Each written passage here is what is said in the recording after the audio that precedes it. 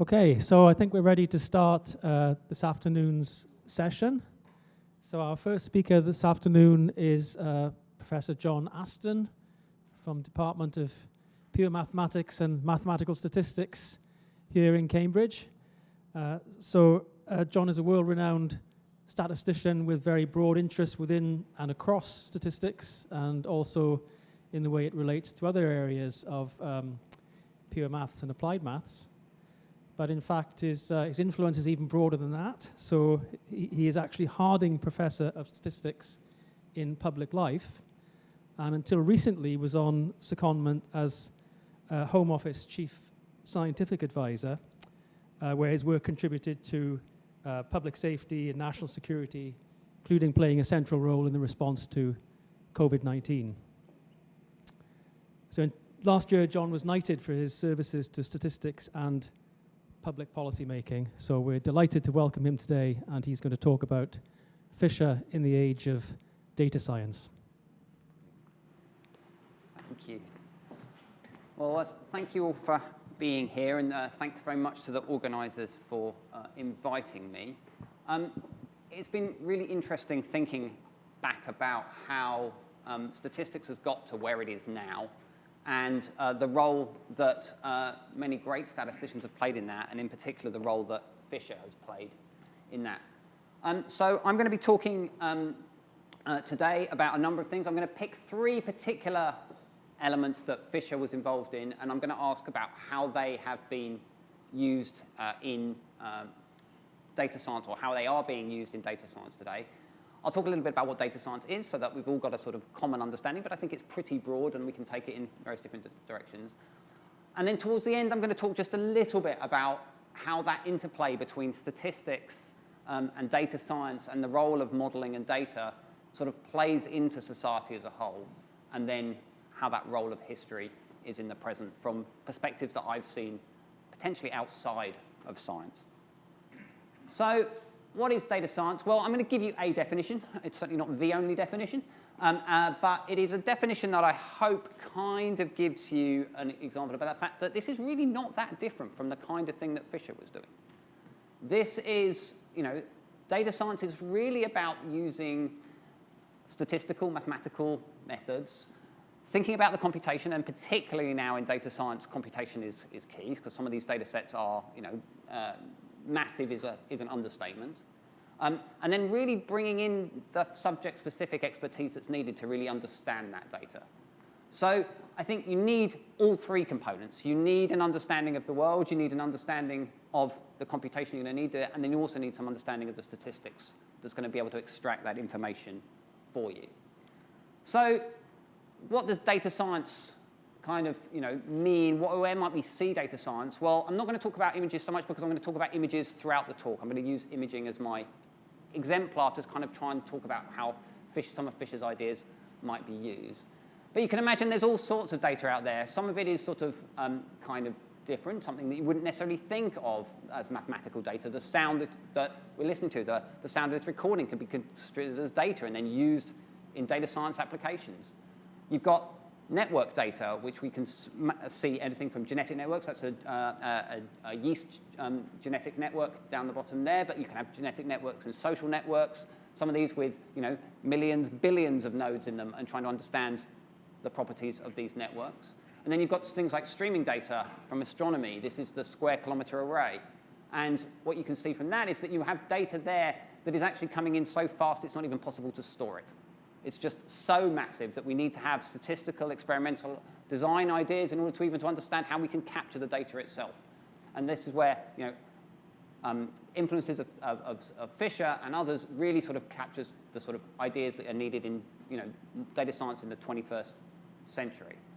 But this is only a few examples. There are so many examples of data science that I couldn't think of a way to try to capture, to talk about Fisher in a sensible way by trying to think about all examples at once, so I thought I'd try and concentrate on one. So in order to think about some of Fisher's ideas in data science, I thought we'd actually try and use a single idea, a single area, in this case imaging, in order to then try and think about how some of his ideas are now playing out into the sort of big-scale designs that are being used. So my motivating example today is brain imaging. This is a three-dimensional representation taken from MRI of the left hemisphere of the brain. You can see that it is a convoluted surface where, in actual fact, the colors on the outside are linked to the thickness of the surface. The black bit in the middle is the fact that joins the two hemispheres together, so it's not on the surface. So in actual fact, we're going to have to take all this kind of ideas into account, and we'll see that some of the ideas that Fisher had can be able to understand how we might take into account all the data that is coming out of these kind of pictures. Of course, that looks like a smooth, nice surface. In actual fact, it's made up of, in this case, millions of data points that we're going to have to try and capture and understand how we take into account. So I'm going to talk about my motivating example, a particular experiment to start with, and then we'll see how some of Fisher's ideas need to be generalized and have been generalized in order to make sense of that experiment. So the experiment comes from functional magnetic resonance imaging. So this is a type of imaging that is now very common. It's used in order to really understand what's happening in the human brain. A lot of things are to do with what specific tasks, what parts of my brain are being used at the moment as I'm speaking, which parts of your brains are being used as you listen. That can be understood through magnetic resonance imaging. It's through something called the Bold effect, which is where you have a difference in the magnetic properties of oxygenated and deoxygenated hemoglobin, so blood-related effects. And we'll see, and it turns out that because of those differing magnetic effects, you can actually understand when parts of the brain are being activated and not activated. In order to study this, you need to use very, very large magnetic fields in a scanner. Now, normally when you take MRI scans, you get nice pictures of the brain like that, which show the sort of grey-white matter of the brain. What we're going to be interested in is the function of the brain, so looking at time courses. And we're going to look at that and then see what we can infer from those kind of experiments. Now, what you'll see is that these are pictures, the MRI picture at the bottom. That's a three-dimensional picture with about, on the order of 1 million data points in it. And it's those kind of generalizations of Fisher's ideas about how do you do experimental design, how do you do inference on very massive scales, high-dimensional data sets, that we're going to need to look at how we can generalize from the ideas that Fisher had.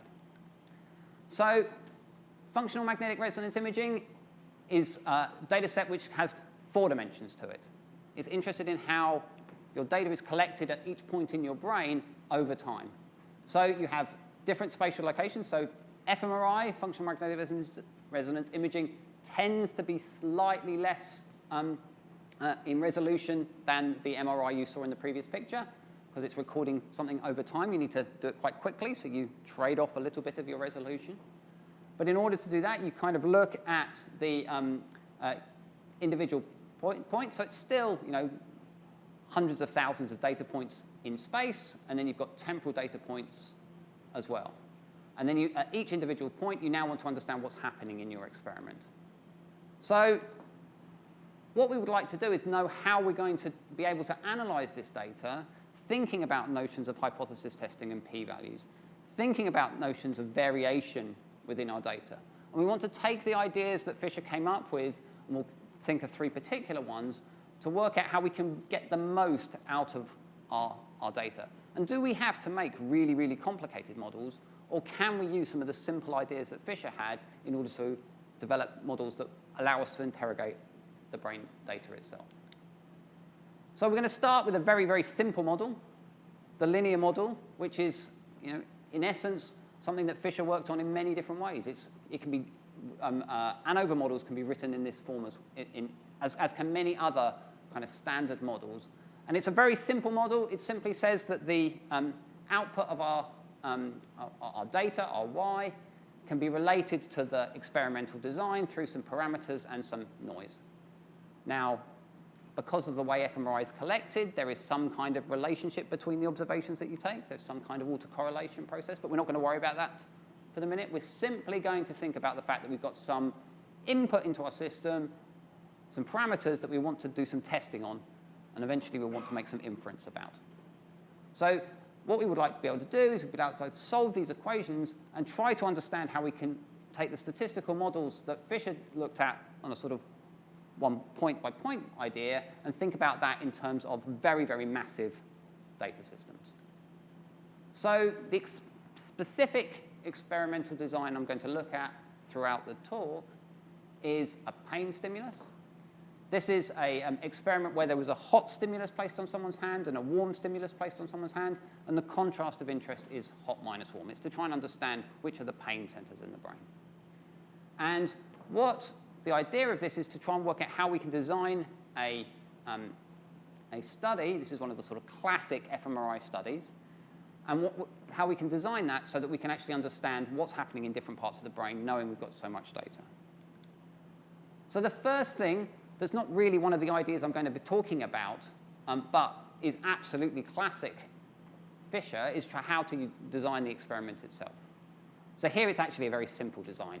It's a very simple block design. You can see that there is a period of time where they turn the hot stimulus on, there's a period of time when they turn the warm stimulus on, and there's a period of time in between where they don't have either stimulus on. Now, the brain doesn't instantaneously react. fMRI doesn't instantaneously react. It's all to do with hemodynamic response. It's all to do with the response to the blood. And so in actual fact, if I give you an instantaneous stimulus, the response of the brain looks like that bottom curve at the bottom. It's over about 12 seconds. It first of all peaks, your blood response peaks, and then it comes back down again. It actually goes below where it started and then comes back out again. So that needs to be incorporated into the experimental design. So the first thing we note here is that we can extend the kind of ideas about thinking about how to build experimental designs by taking this design where we know we have inputs and outputs, and we can use that to get an experimental design that actually mimics the system we're under. Now here you see the experimental design of the hot stimulus and the warm stimulus in the same colors as we had before, and then the red points, or the purplish points, are the points where the actual experiment is recorded for each of the points in the brain. We're going to use that to design our system. So all of this is simply setting up for thinking about how we might actually use these results. And this is the kind of things we get out of that simple model. We get points, the hot points, the points in white and red are the points in the brain which are related to that experiment.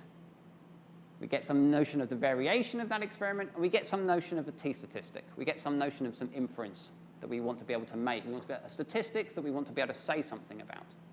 Now, these were derived by thinking about this point by point by point. And you could then do that, and you could then think about how you would take that data and do it in a sort of very simplistic way, point by point by point on these hundreds of thousands of tests. But you need to take into account that this is no longer a one single test. It's no longer the setup of having one experiment where we do one thing.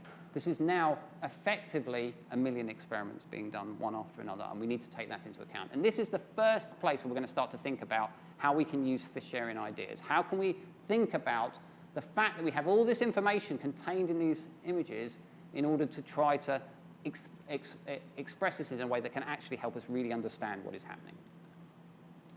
So the first idea I want to talk about is really variation. I'm called it the random effect model because that's how it's seen in various different positions. But I really want to talk about Fisher's notions of variation and thinking about how different types of variation can be used to learn about different parts of the experiment. So this comes from Fisher's classic 1918 paper. And basically, what we want to try to understand is how do we capture different parts of variation within our image, different parts of variation in our experiment, and use that in order to try to understand where we can gain further information from our image.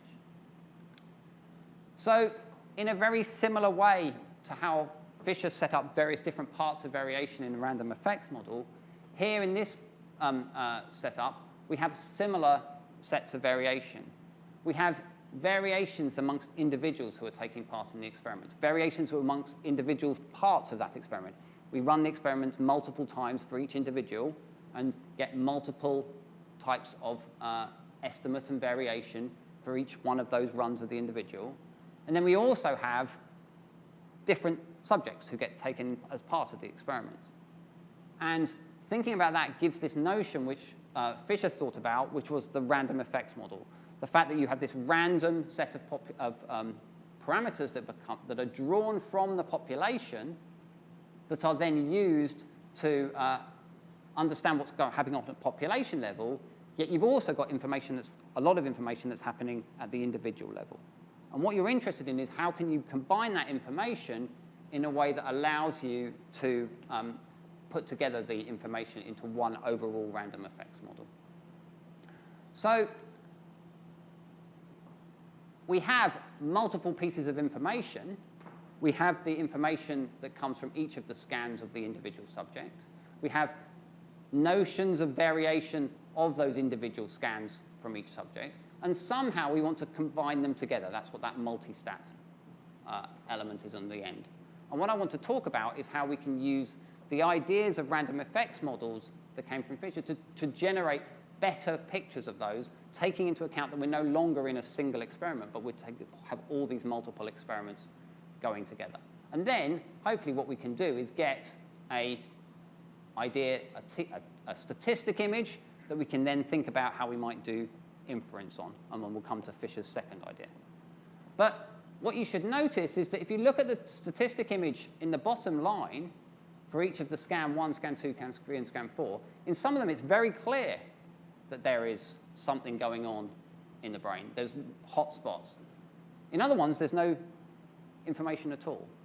And that's the whole point of the variation. That's the whole point of why we want to take into account the variation. It's the whole point of why we're thinking about generalizing these notions of variation that Fisher came up with, is because these repeated things do not necessarily look the same in each case. So one thing that Fisher talked a lot about was thinking about how you use different parts of the variation and how you then broke that down. And it's going to be a theme throughout each of my ideas that come from Fisher, is the fact that he thought about variation and ways to use that variation. So in this first thing you might think of is, well, I've got lots of different experiments, and I've got lots of different variation. Can I just do something simple like average the variation out? That would be a sort of sensible first thing. You could take some kind of notions of averaging. It's a sort of standard kind of mean approximation idea. But if you think about it, I've got the whole brain here, and I can see that some parts of the brain are varying considerably. This is a picture of the amount of variation at different points in the brain. And other parts of the brain are varying very little. So if I now take one point in the brain and average it around the other points in the brain, that's probably not going to work very well. Because particularly in points where there is low amounts of variation, I am going to reduce the amount of variation of places next door where there's higher amounts of variation. But if you think about my t-statistic here is simply calculated by taking my effect divided by my standard deviation of my effect.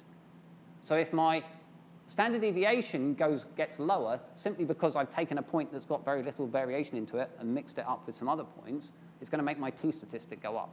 And suddenly things are going to seem to be really important when they're not important at all.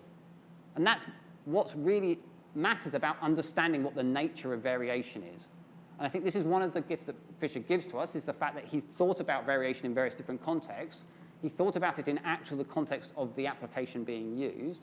And this here says that we need to do that similarly with these very, very large data sets. We really need to understand the variation we're looking at. We can't just assume it's some parameter in a model. We have to understand what it looks like, because then we cannot make choices that would actually give us false results in our data. So it turns out that what we can do is we can do something called, we can actually take relationships. So we can look at the variation that comes from within a subject, and we look at the variation that comes across subjects. So these are the two notions of variation: our variation within our experiment for an individual, our notion of variation of the experiment from multiple individuals. That's going to be important here. It's going to be important later on as well when we get to sort of machine learning ideas. And it turns out that while the individual ones have a lot of signal in them, a lot of that kind of presence which relates to where they are in the brain, once you divide one by the other, they're actually fairly flat. They're fairly smooth. They have very little structure into it. That's the variance ratio image at the bottom. What you see is that the variance ratio has much, much less structure than the image up the top. So now smoothing's not such a bad idea. I can borrow information across because in some sense the ratio should be roughly flat.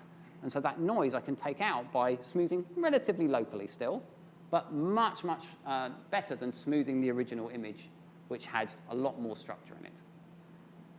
Doing that then allows me to conserve my variation and use that variation to my advantage. I can borrow that information from multiple experiments. So my first idea of extension from Fisher is to take the extension of, if I have very, very large amounts of data, where can I borrow my variation from? How can I use the variation that I've got? Fisher thought about the variation. Now we have to use it in more expansive ways in these modern applications. So just to show that we can actually write that down in terms of things that I think Fisher would have recognized, there's the random variation that comes from multiple subjects. There's the fixed variation that comes from experiments that are carried out within an individual subject. And then we can look at the ratio between the random and the fixed variation, which we saw from our pictures is relatively flat. We can then smooth over that because we've now got an image where we can smooth over. We can borrow information across those images. We can re-multiply by the fixed variation, which we know a lot about. We've got very good evidence for the fixed variation because we're capturing that in an experiment that's easy to run lots and lots of times.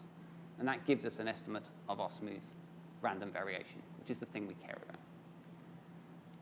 Another thing that we need to worry about then is how much information do we have? Again, going back to the ideas that Fisher had about the information in data sets, what's actually being contained in the data set. Well, one way to think about that is using degrees of freedom. We know in standard statistical models that the degrees of freedom are very good representations of the data. When you have very, very large amounts of data that have very complicated dependencies within them, in this case the dependencies between points in space, then I need to have, it's not so clear as to how much information I have in my data. Well, it turns out you can work it, by smoothing your data in a principled way, you can work out how much information you have in that data. And that simply is a way to link the degrees of freedom from your smooth data and the degrees of freedom from your fixed experiment and get out the degrees of freedom of the overall system. So what does that really mean in practice? Well, it means I can take experiments where I have very, very little information because I can only run it on a few subjects. So some of these experiments can only be run on very few numbers of subjects. Yet I can run that experiment on each individual subject lots and lots and lots of times. So I get very, very high degrees of freedom on my fixed effects. That's in figure B. I can then borrow that to raise the degrees of freedom, which are very, very low. So that's the number of subjects in figure A. There's only 4 subjects, so 3 degrees of freedom. And what you see is that you can then borrow that information across to get much, much higher numbers of degrees of freedom overall for your experiment. So this is somehow borrowing information based on the variation that is occurring in your data in order to be able to increase the power of your experiment. And that gives you the t-statistics that we saw earlier. And you can do that through that smoothing.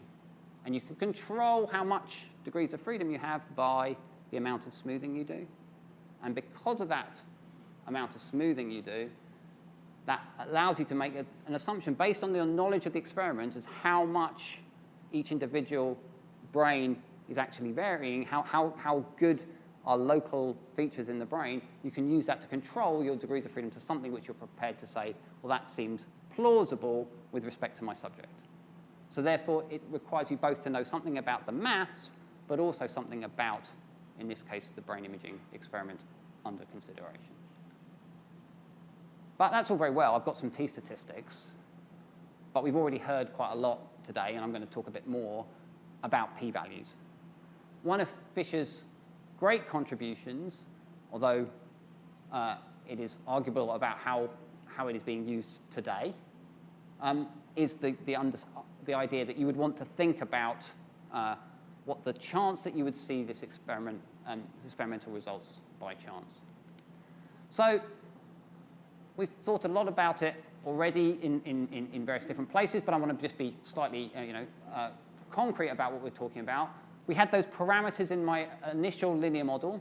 Those parameters, the parameter of interest that we're caring about in our experiment is whether hot minus warm stimulus is different from each other. Do they change in certain parts of the brain? And the traditional hypothesis setup that we're all familiar with, and that we know how much the inference part Fisher has established, is that the parameter beta I equals 0. So we want to form a p-value for that. So informally, a p-value is the probability under a specified statistical model that a statistical summary of the data would be equal to or more extreme than the observed value. And that comes from the American Statistical Association's statement on p-values. And I'll come back to that in a little while, because I think it also lists some of the issues that we have with p-values, and I think it's worth bearing those in mind when we talk about p-values as well. Now that's fine. I can cope with that for a traditional experiment. If I've got a set of parameters, I'm interested in one parameter in the experiment, that's fine. But I've now got somewhere between 100,000 and 1 million of these parameters that I want to test. What does it mean to test whether they are equal to 0 in a big, large data set? Well, we need to be careful. Because if we take the very classical 5% confidence interval, and I have 1 million, or let's say 100,000 tests that I'm going to perform, then if I have a 5% level, I would expect 5,000 of those tests to give me a rejection just by chance. So I'm going to see 5,000 things in my image that are going to be rejected simply because of the fact I chose a 5% level. So I need to make some kind of correction for that.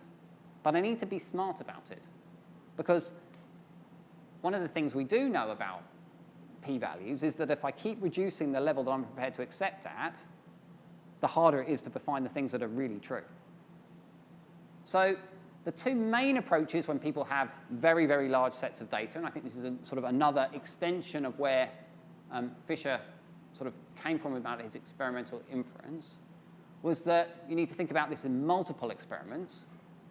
And the family-wise error weight is just say, well, let's control that so that we look at the probability of at least one false rejection. Very similar to what the initial idea of the p-value is, that you try to make sure that you only have a single, that you control your rejection rate. Here, you now want to control your rejection rate over all your experiments. So if I have 100,000 experiments, I now have to say I'm not prepared to have one false rejection at maybe 5% over all my experiments. That puts it really, really low in terms of a threshold to choose. So the other one that people often use is the false discovery rate. And that is where we look at the expected number of false rejections over the total rejections. So if I see 1,000 rejections, can I sort of bound it so that only 5% of those are likely to be false ones? Now, it took statisticians and those using this, and I think this sort of is related to some of the controversy that we see around p-values in general. It took people a long time, and particularly those who were using these in experiments in anger, to realize those two things are fundamentally different. They are not the same. I'm not really saying, oh, I expect 5% of my a family-wise error rate of 5%. It's not saying, oh, 5% of the time I'm wrong. It's not the same as saying, well, I expect 5% of my things to be wrong. And I think this sort of shows how we have to take real care with p-values in general, which I think everybody now accepts, but that the notions have continued on and into ways that people use to correct these p-values. It's not simply just about the p-values themselves. But it's even more interesting when you have images, because images have that smoothness to them. We saw those images. They are not just random points scattered over 100,000 points in a grid. They have a lot of structure to them, a lot of smoothness. And in actual fact, that smoothness means that those ideas of rejection are different from just, well, if I have 100,000 tests, 5,000 of them will be wrong. If I have a test that's wrong, And this is the picture here is something where this is completely null data. This is just totally null data, but it's been smoothed over about, over a 128 by 128 grid, where you have a smoothness that looks about 8 points in the grid. What you see is that if I have a null rejection, if I have a rejection that is false, it's quite likely that the next door rejection will be false too, the next door point. And that's because of the smoothness of the field. So these bumps do not look randomly distributed across space in a 128 squared fashion. They are smooth, and so therefore the number of tests we're actually doing is probably slightly less than the total number of tests are doing. And that becomes really important because, as we've seen, if you're worried about lots and lots of tests and you want to bound how many false rejections you have, you're going to need very, very high thresholds that will to find things. So if you're going to find it really difficult to find things that are true, let alone because you're worried about finding things that are false. And here, if you don't look for so many things, then maybe you can lower your thresholds down. And that's what I'm going to talk about. Another really interesting link to things that Fisher has, that ideas that Fisher has linked to changes in work in the 21st century.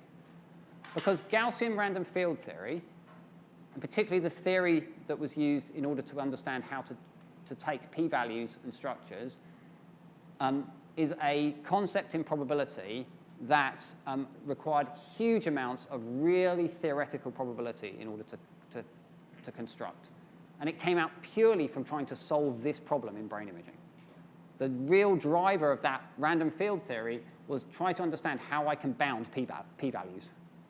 And so it actually in itself created a whole new branch of probability theory that was completely different from anything that people were working on, because it came back to the idea that p-values were an interesting phenomenon that you needed to use.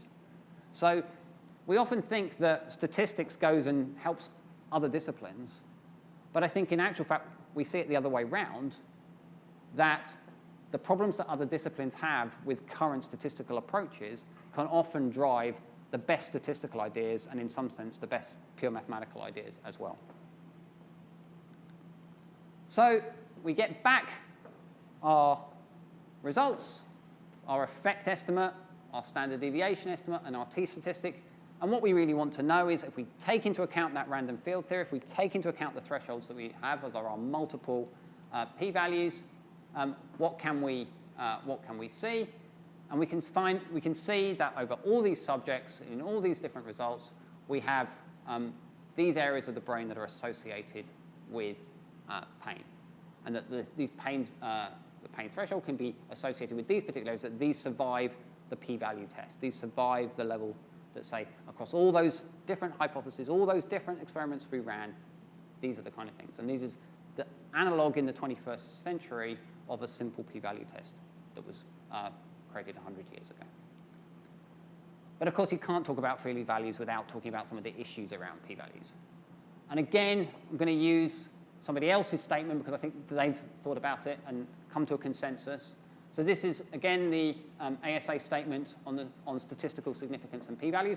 And I think we've already touched on this in quite a lot of detail already, that it's not simply about a p-value saying yes or no.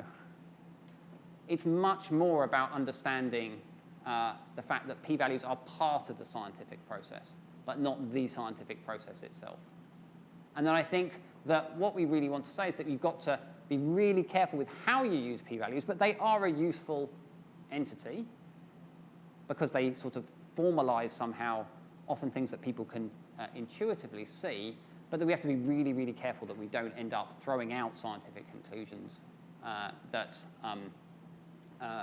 really should be there simply on the basis of some arbitrary p-value threshold or not. So going to exactly what Nancy said in her talk, originally one of the biggest things I think the problem with p-values is that people then change the meaning. So in her example about sepsis, we had exactly this problem where an absence of evidence was suddenly interpreted as evidence of absence. And I think we've seen that in multiple settings, in even recently in the pandemic, where people have made assumptions. Because we don't know something, that means it's not there. And I think we have to be really careful about that, and that can come by. So we need to be mindful of that, and I think that's one of the things that we need to keep discussing when it comes to p-values. So how long have I got, Jonathan? 5 more minutes? Cool. OK, so my last thing is going to be about linear discriminant analysis. I think it would be, we couldn't talk about data science and machine learning without talking a little bit about classification. This goes back to the paper in 36 by Fisher. And this is really about trying to understand how you build models that classify different things. So we haven't seen it yet. I wonder if we will see it during the conference. This is probably one of the most famous statistical data sets that we have. It's Fisher's iris data. And it's about trying to classify different iris species using different measurements on the iris in the sepal length, sepal width, petal length, and petal width. And you can see by the different colors the different classifications. And what we want to try and do is work out how we can separate out those different features in a way that allows us to classify the iris species. So we can write that down all formally, and we can think about differences in means and differences in variances. So if we have two different groups with mean mu I and variance sigma I, then you can write formally down that this is the difference between the means and the ratio of the difference in the means and over the differences in the variances. But conceptually, it's simply about saying, what does the variation within the classes look like compared to the variation across the classes? And can I use that in order to break apart these different things? And that can turn into a discrete eigenvalue problem. Saw mentions of eigenvalues previously. What does it really mean? Well, it means that we can actually do classification. And all these things that are now at the heart of artificial intelligence and machine learning are based on the same principle of classifying things. And you will often look and you will see that linear discriminant analysis is the baseline that they often look at. They say, well, can we do better than that? And almost all these different methods, including some that take direct inspiration from Fisher's work, start out with that notion of the fact that you can use differences in variation, like we saw right at the beginning, differences in variation to be able to break out different amounts of data, different data into different classes. And that's basically what the entirety of, a lot of machine learning is about, is how can you classify different things? How can you predict things and how can you classify things? And I think classification is a major part of that.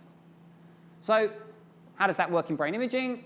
Well, you could think about Alzheimer's disease, for example, and say, can you use brain imaging techniques to classify different stages of Alzheimer's disease? Can you take data and look to see where people are on the spectrum of going towards Alzheimer's disease? You can use very similar methodology. So in actual fact, you can use the methodology of Fisher just adapted to these high-dimensional complex data sets. So in some very recent work by Lilla et al., they've taken brain images. They've looked at the shape of the brain. They've looked at the structure, the surface of the brain and the thickness of the brain. And they've looked at it in control patients, and they've looked at it in Alzheimer's disease patients and asked, can they perform linear discriminant analysis on these high-dimensional structures where the data no longer fits into nice linear spaces. Turns out they can. They can use concepts from geometry, so they can actually take other parts of maths and bring it in and try to understand how to do this. And then by taking these tangent approximations, so basically taking planes that sit on the surface of the brain, they can solve that eigenequation that we had from Fisher's original model on these complicated surfaces. And what does that allow them to do? Well, it allows them to produce classifications using the entire data from the surface and structure and function of the brain that comes from, but in a much more high-dimensional structure. But it's based exactly on the ideas that Fisher had in terms of how to put structure and function together. So in my last couple of minutes, I just want to talk about how statistics should be part of societies. And I think that none of us can deny that statistics has been brought to the forefront in the last 2 years. Suddenly, we've had the general public being really interested in statistical concepts in a way that I don't think, well, certainly I've never seen before. And you can see here Chris Whitty giving the daily COVID briefings where he's talking about spatial information and giving out spatial numbers. The coronavirus dashboard, the UK dashboard on coronavirus, has had more hits to it than most other websites over the time. Has huge amounts of information that people were checking on a daily basis to find out what was happening in their area, what was happening and that statistical information had huge implications for society as a whole. But we've also seen where statistics don't necessarily go very well for society. We've known that there's been algorithms that have been designed in order to predict exam grades, and this is from August 2020, for the exams fiasco where they used statistical models in order to try to predict exam grades. And we know that the fact that probably the statistical modeling and the subject-specific expertise were not brought together did not necessarily result in a system that people thought the outcome was in this case, fair. And there's been lots and lots of talk about bias in statistical algorithms. And we know that there is, in machine learning AI algorithms, that there is the problem of bias in input data, bias out of the algorithm. So we need to worry about that. But I also want to make a plug that statistics can help on that side too. So this is in actual fact looking at how stop and search in the US, in New York, what happened to arrests depending on racial profile. The blue dots, which is hard to see, but the blue dots and the yellow dots, so the blue dots are data on the race population of New York in terms of the white population is in blue. The yellow dots, which are harder to see, are black Hispanic. And what you see is the arrested data in the middle, and then you see the counterfactual of what that arrest data should look like if you have the third box along. The first counterfactual box is if all participants were right. The second one is if all participants were black Hispanic. It's quite hard to see on the picture up there, but it turns out that you have a huge number of reduction in arrests if everybody was white, and you had a huge increase in arrests if everybody was counterfactually assumed to be black Hispanic. And so that suggested that there was bias in the stop and search process that was happening in New York. And that came from a statistical model. So while we absolutely should be worried about the fact that there is bias in statistical models when they do that in order to do machine learning and classification, we can also use statistical models to evidence that there is bias happening in processes that are happening in our community. So the very last thing I want to say is the fact that I am very grateful that Caius is having this conference. And the reason is that, as Jonathan said in the introduction, I did spend 3.5 years in the Home Office. And my time in the Home Office was very much overshadowed by the Windrush scandal. This is an immigration scandal where a large number of people who had the right to be in the UK were either targeted for sanctions for those who were assumed to be in the UK illegally, or in some cases were deported. And I think that it's really, really important that institutions, and I'm absolutely talking about institutions now, learn the lessons that come from not taking into account your history. And I'm going to take about 2 particular recommendations that came out of Wendy Williams' review of the Windrush scandal and what happened in there. Recommendation 6 was that the Home Office should devise, implement, and review comprehensive learning around the history of Britain's colonial past and Black Britain. And I think understanding the history in both its positive and negative cases is really important to be able to understand how we move forward from here. Recommendation 22 was about using data to understand what's happening. So I think using statistical models in society, using statistical models in institutions to understand what is happening is a vital part of understanding how we can actually take these things forward. So I think that we can look at the legacy of Fisher in all its aspects, but also understand that many of the concepts that have been developed in statistics from those back in the early foundations of statistics in the early 1900s really can be used today to address some of the problems we have in society. Thank you.